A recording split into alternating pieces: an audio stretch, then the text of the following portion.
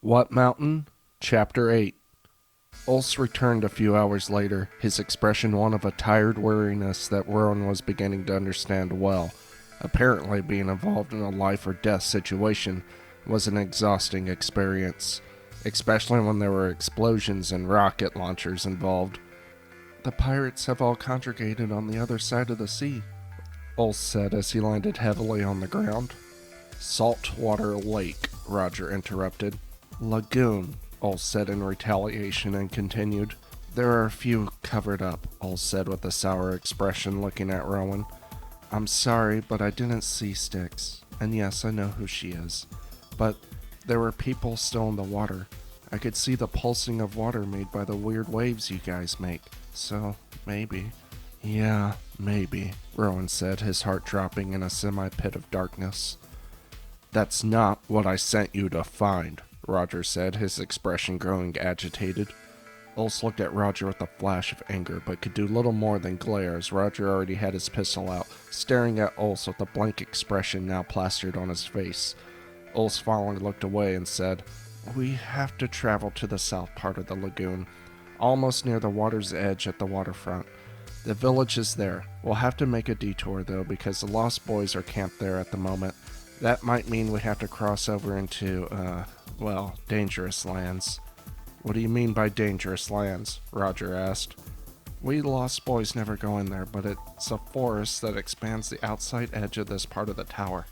There's nothing wrong with the forest itself, but inside, it's the fortress of a monster that goes by the name of Dracula. Roger started to laugh. And you would have us avoid your boys, only to be attacked by the legendary vampire. Please, Ulse said. I'm not scared of no vampire. But you are scared, Roger said, of the Lost Boys. I'd rather fight, Ulse said, pulling out a deadly blade aimed in the general direction of Dracula's forest. That's stupid, kid. You should only fight when it becomes necessary. Ulse looked at Roger in shocked amazement. You just blew up a pirate ship, and now you want me to fight when necessary? That's a little different. The pirates are in my way. Well, now Dracula's in our way. No, he's not, Roger said. The Lost Boys are. He's got a point, said Rowan. If given the choice between fighting little boys like yourself or a bloodthirsty demon, well, the choice is obvious. Okay, said Ulse. Do you remember when I saved you back on the mountain? More like when you failed to save us from the dragon. Who were they again? The Red Tie Gang? Remember, you threw that sword of yours and it did nothing? True, Ulse said. But do you remember the force behind that throw? Rowan remembered. It had been a loud hiss and it hit the beast with such force that it made a sonic boom. In the end, though, that wasn't enough, and it took a little boy with incredible conviction in the mountain to save them all. Rowan found his heart skipped a beat. There was something important about the child, more than just his incredible power, but he couldn't think about what that was. It wasn't about the child himself per se, more like his connection to someone else. Someone was looking for him, and somehow this was important to him, but he didn't know why. It was infuriating, so he pushed the thought from his mind and looked at Ulse. What about it? Rowan asked. Well, those boys are at least as powerful, Ulse said. But I suppose if you'd rather go face them instead of the vampires. Yes, without a doubt, said Roger. I've seen what you could do, Ulse, and as impressive as it is, I'm not frightened of you. So if you say you're a measure to the rest of them, I don't see much of a problem. However, I don't have a measure for a vampire, and we'd be going in completely blind, and it's out of our way. So tell me, Ulse, have you met a vampire? Ulse looked away. No. Well then, I'm not going, Ulse interrupted. What? I'm not going. You can't make me. Boy, I'll shoot your dumb ass. Then shoot it, Ulse screamed, tears starting to dot the edges of his eyes. I won't go back there. You can't make me. I escaped. Roger looked at Ulse, remembering how he came across him. Roger had been hunting the Lost Boys because he knew, partially from the stories, that they had a feud with the pirates. and so if he wanted to know the position of the pirates, he had to find a lost boy. Unfortunately, Ulse had not lied. The boys are well trained and guarded themselves well, making the project of capturing one a daunting task. It was only by circumstance that he came across Ulse far away and isolated from the others, and when Roger had made himself notice, Ulse initially had the look of one being caught instead of surprised. Roger's expression softened ever so slightly. "Thought you said you liked it here." "Here," Ulse said, voice on the edge of cracking. "Not with them." Roger's lips formed a brief smile. "How would you like to put them in their place?" Ulse gave Roger a curious look. "You won't offer me as a trade to avoid a fight?" Roger frowned. "I'm not gonna lie, kid, I thought about it. But the answer is no. I still have to live with myself at the end of this acid trip. Killing pirates, no problem. Trading kids against their will, that's a hard pass." Ulse nodded his head and said, "What makes you so confident that you could take them all on?" Roger smiled, lifting up his sleeve, revealing a tattoo of a red fist edged right into his wrist. "Means power. Raw power. My skin is impervious to most bullets, although I suppose a mortar shell from a tank would do it. But if it can stop a bullet, I'm sure it could stop a sword. The mark also gives me incredible strength, but it's not really like the comets, as I don't have laser eyes and I can't fly, but I'll take what I could get. Tell you the truth, I don't need my gun, but I keep it around because it makes one hell of a statement." Ulse remembered Roger's story about the war zone being in one of the stories down below, and didn't need to ask how Roger knew his skin could block bullets, but he was curious if he had left anything out. "Thought you said you didn't want us knowing about your mark." Roger smiled. "Well, as you're doing me a favor, I figured I'll do you one. Just letting you know how I plan on dealing with your boys." "You're not gonna kill them, are you?" "Do you want me to? This is your contract now." "Hey, I didn't get a favor," Rowan interrupted. "Shut up," Ulse and Roger both said at the same time. Ulse took his eyes off Roger and knelt down to the ground in deep thought. The boys had taken him, if he remembered correctly. He and Emma had just walked through the tower door, and he still had his arm in a sling, being recently broken in the fight with the dragon. Ulse had been blinded by the splendor of the mall, but Emma had held him tight and brought him straight to the information booth. They had talked to the ferry, and before long they had located the first hinge. But after that he lost sight of Emma. It was because as if the moment they touched the hinge, she had disappeared. Or was it he that disappeared? Because one moment he had been on the back of the mammoth, and the next moment he had been standing on a rock by the sea staring at a pirate ship. That's when he saw them. They came down from the clouds and attacked the pirate ship. And then Ulse had known what he had secretly wanted all his life. He wanted to be able to fly. To soar away at a single notice like the golden bird he had hitched a ride to while climbing the mountain. How wonderful it would have been to just fly away from Talos. To fly away from Emma and his family before coming to the mountain. He had never wanted any of this. To be the son of a god destined to become one himself. That was always Emma's dream, not his. He just wanted to live his life, come what may. And if he could fly, that could have been possible. That's when his mark appeared, and the Lost Boys must have sensed this because a split second after, he had been surrounded by them. They had taken his Talos clothing and given him garments made of leaves, and had been forced to eat pretend food while the leader ate like a bottomless pit. True, the mountain wouldn't let him starve. He wasn't sure food was even necessary, but his stomach growled all the same. Wendy liked a certain order to things, and all the other boys followed her like mice, and always replied with, "Yes, Mother Wendy." That wasn't Ulse's style, and he had paid for this as well as for the simple crime of being different. They had made him do the dirtiest jobs and sometimes left him behind when they went to play with the pirates. But in the end, that's not what got to him. It was the constant, never-ending torture of being isolated only to be broken by periods of abuse. Once Wendy had locked him up in a bird cage during dinner and gave the boys rotten fruit to throw at him, and they chanted, "Broken bird, broken bird, broken bird." as they smashed the fruits against the iron cage. There had been other abuses as well, but it was the chant, "Broken Bird," that had stuck with him. He wanted them dead, he knew that. But if he ever saw Emma again, how could he face her? For the first time since their separation, he truly missed his friend and desperately wanted her advice, even if at times he wanted to run away from her. Wendy never allowed other girls, and so deep down he always knew that one day he would have to leave to find Emma. But to kill them? Whatever lengths of bullying they went to, were they killers? No, and neither was he. Ulse nodded his head slowly. I want them to know they can't hurt me anymore. I don't want to kill them. I just want them to know that I kicked their asses. Roger grinned wildly at this. Then let's plan this out. Ulse stumbled out into the clearing where he knew the Lost Boys would have seen him, and waited, listening to the sounds of the forest. He found a rotting log and took a seat, watching as squirrels chased each other up trees, each one carrying nuts to store for a winter that would probably never come.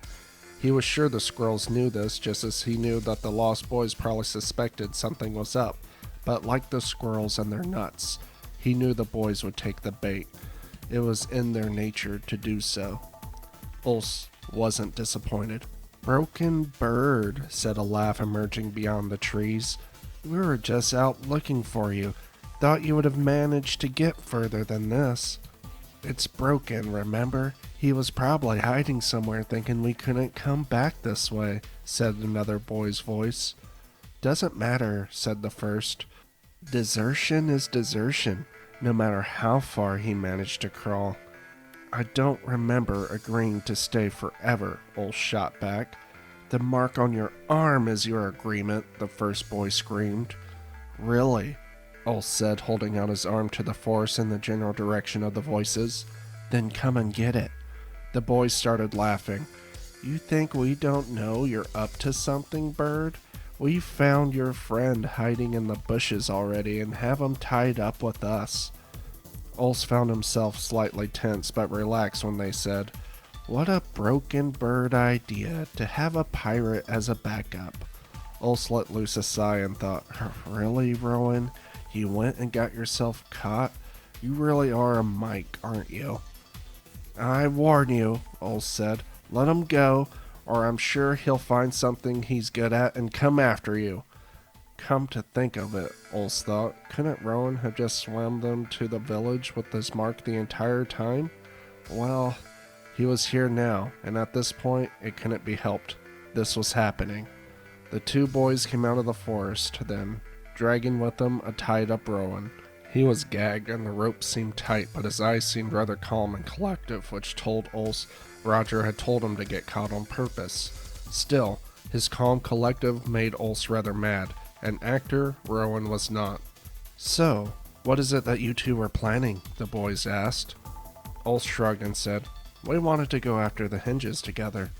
That made the boys freeze. The Hinges? Yep, Ulse nodded. The Hinges, at least for the Lost Boys, was a taboo. No one spoke of the Hinges, and Ulse had a feeling as of why. Everyone in the tower had their own world, something they belonged to.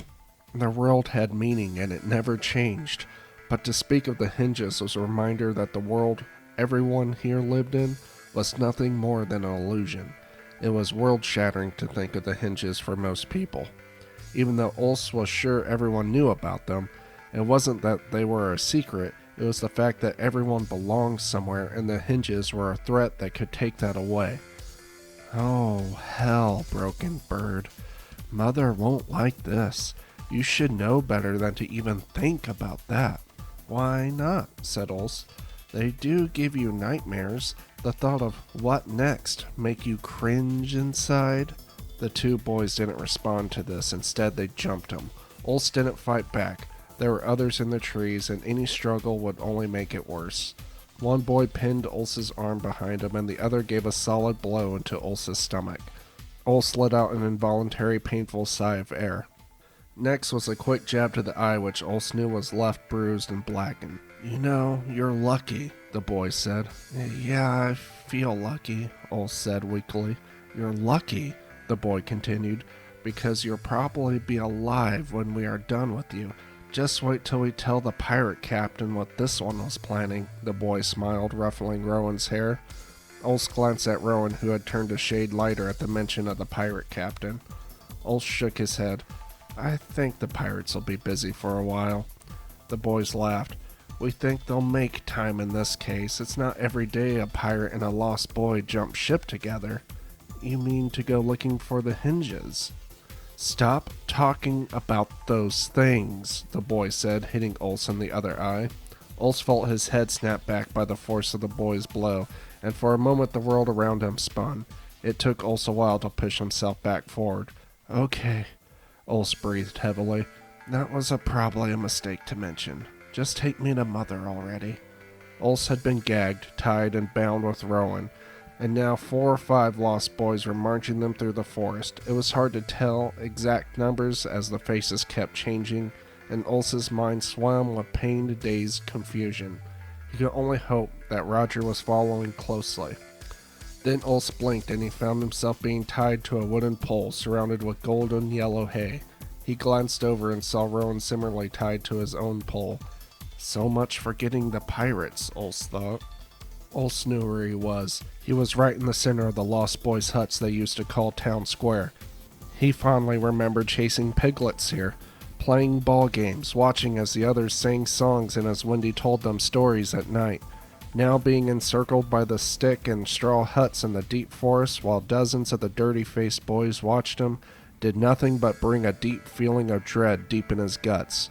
He felt his throat lump up and he had to suppress a cry when Wendy appeared amongst the faces of the boys. Broken bird, she said, and suddenly Ulse didn't feel sad anymore. He felt instantly angry as the term broken bird brought back the bitterness in his soul. My name is Ulse of Talos, and I demand to speak to Peter, not his pet. This brought up a class of voices among the boys who all turned angry faces to Ulse. Peter is indisposed, said Wendy. Ulse knelt his head back down. Of course he was. Come to think of it, Ulse had never even seen Peter. Not ever. Wendy had always been the one to relay Peter's messages. This strangely started to make him laugh. Does he even exist? Wendy's face scrunched up at this and she said, Well, of course. How dare you insinuate that I would make someone up out of thin air? You do all the time. You're a storyteller, right? Boo! Boo! All the boys started to shout at once.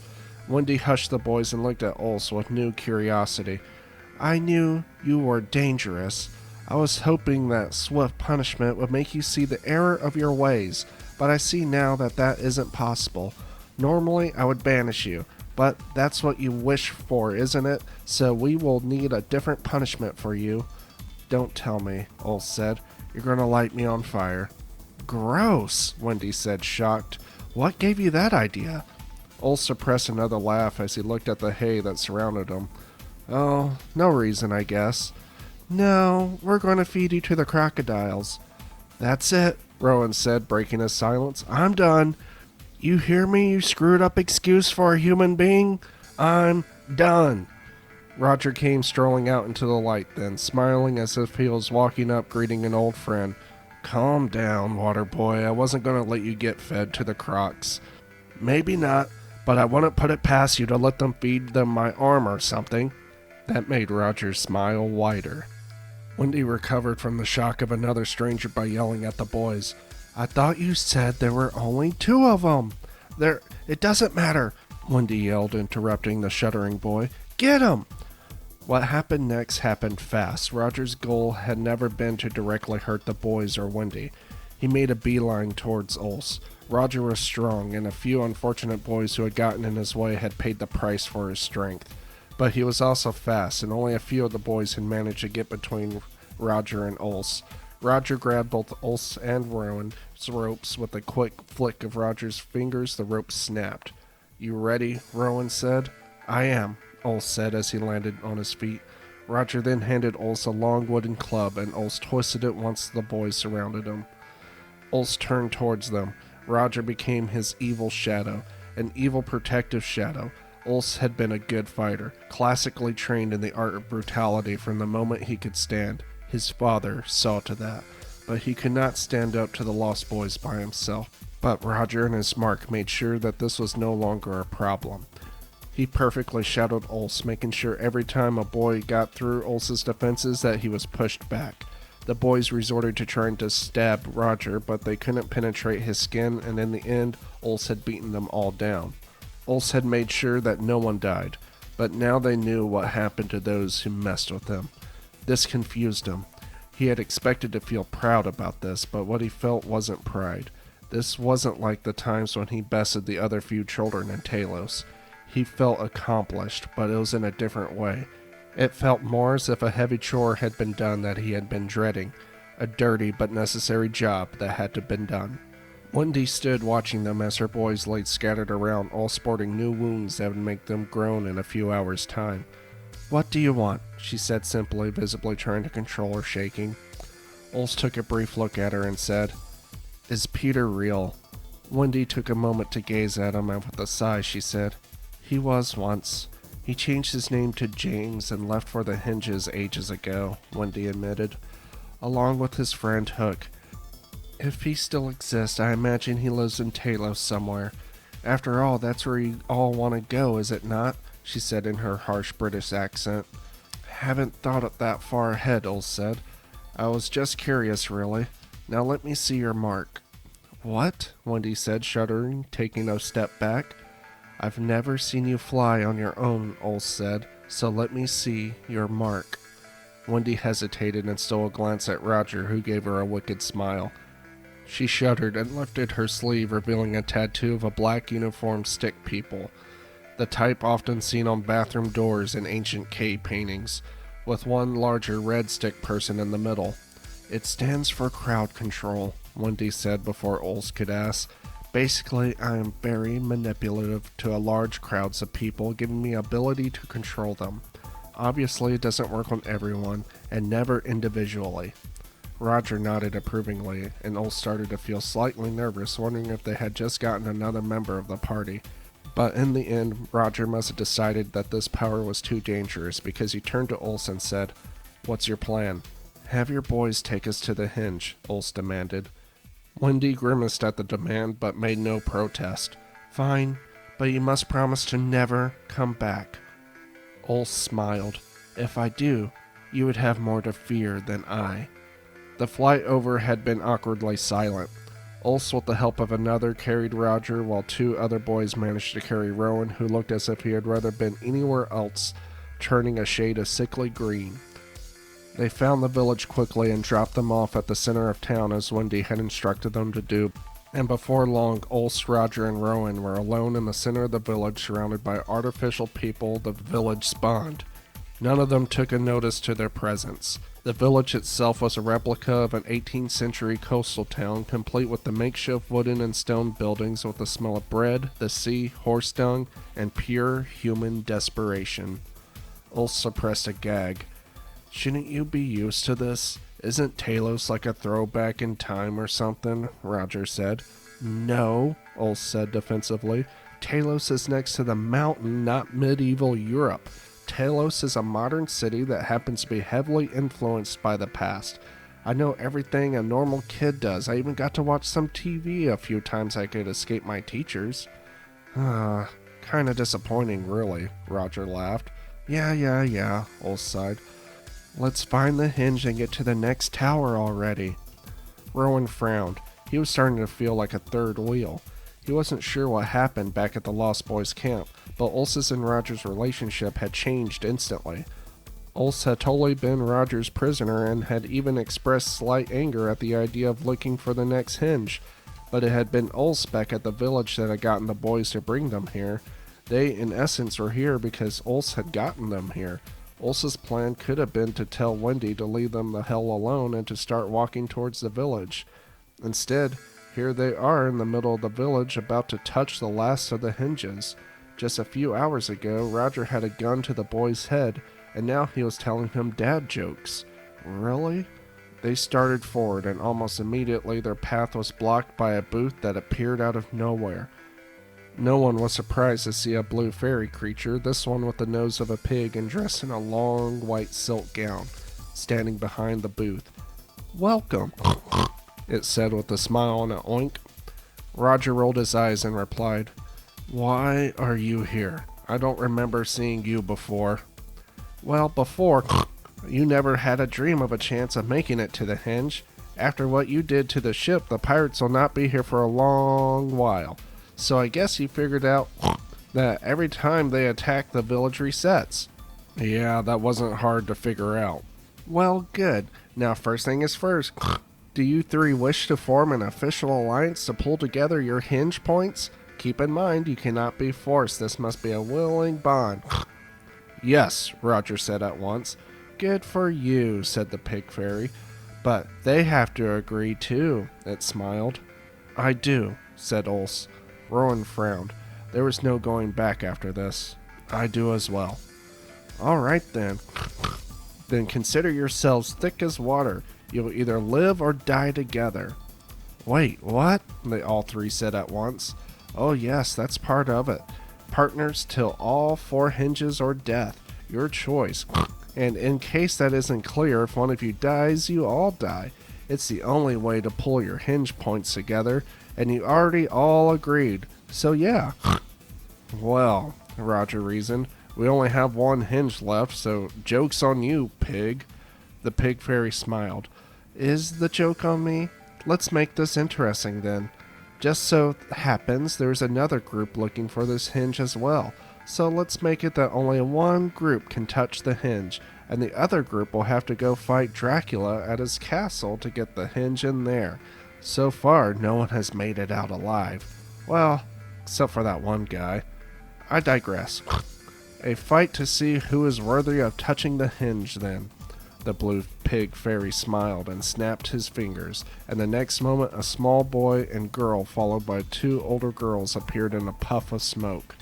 On first inspection they seemed as tired and rugged as they did. No one seemed in the mood for a fight, but they must have already known what was at stake because they assumed a defensive position. It was Ulse who looked past the wariness into the eyes of the others, and at first was too stunned to say anything.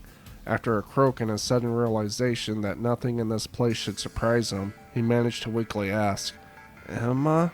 Ulse? Where the hell did you go?" "Where did I go? Where did you go?" The other girl spoke then. "And I suppose that's you, Mike." The voice was filled with minor disdain, but mostly it sounded hurt. "I see you found Roger. Jackasses go together, I guess." "Ouch," Roger said, patting Rowan on the back. Rowan looked at her closely, her image bringing back memories of love and pain. When he saw her face, it was like being reminded of a beautiful dream, and the memory of her and their old life was brought back to the forefront of his memory. Despite this wonderful feeling, it instantly carried with it the shame as he remembered the kiss he shared with Styx. He managed to look at her, though, and with a soft smile he said, "I changed my name to Rowan, actually." To Rowan's surprise, Rebecca actually laughed. "Well, that's good. I knew you never really took well to Mike. Glad you found something you liked." "So you found the children?" "Not exactly," Rebecca said, stiffening. "Jack decided to remain where we found him, inside a video game." Rowan looked at the small boy then, and he could see that he was flickering in and out like a projection. He then eyed the small girl, Tara, he remembered, and saw the sadness in her eyes. It must have been her mark that allowed her to make the hologram of her brother, he decided. "Yes," cut in the pig fairy, "and you should have left the girl where you have found her as well. But whatever, you're here now. Okay, let's get this party started." "You don't think we're going to fight each other, do you?" Ulse asked mockingly. "Yes, I do," the fairy smiled. "Need I remind you that only one group can touch this Henge, and the losers have to go fight a vampire?" "Says who?" Ulse raged. "I bet there's more Henges around than you're admitting." "Less than you might think," the fairy continued to smile. But it doesn't matter if there are 100 hinges all lined up here together, all the way down to Dracula's castle, because that will be the only one that will work for you. So frickin' on that. I've heard enough, Roger said. He calmly looked at the fairy and without a word took out his gun and shot it point blank. The gun sounded throughout the village, and at once all the villagers stopped moving as if their batteries had suddenly gone dry, all at the same time. The blue fairy blinked once, and then fell to the ground with a small That guy was annoying, Roger said with a growing smile. The two groups took time to stare at each other longer, simply amazed that they were all here. Then, with a smile of his own, Rowan, whose name was once Mike, looked at his once wife and said, "It's nice to see you."